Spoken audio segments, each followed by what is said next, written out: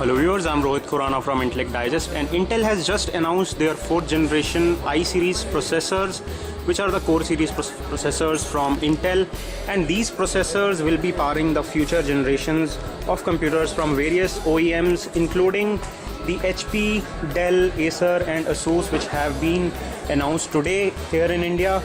The 4 series processors deliver high performance Iris graphic and will come in touchscreen variants, as you can see over here.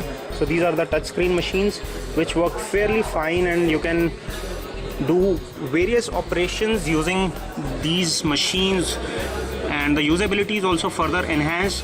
The beauty of the 4 series processors is that they give tremendous improvement in terms of the performance, as you can see over here.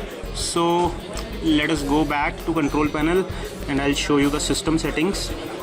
And as you can see, this is the Core i7-4500 CPU of the 4th generation Core series on an Asus machine, which is a fairly slim ultrabook, as you can see over here, and has a performance index of 5.9. Let me quickly show you the details over here.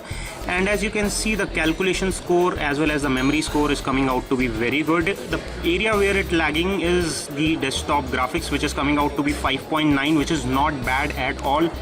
Even with discrete graphics, you don't get too high scores on these graphic ratings, but still it is doing a very good job on an Acer machine.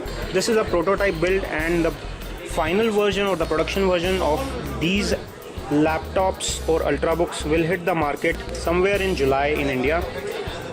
For detailed reviews of the machines, ultrabooks powered by Intel i4 generation processors, stay tuned to Intellect Digest by pressing the subscribe button below. If you like our video, please press the like button below. This is Rohit Khurana signing off. Thanks for watching.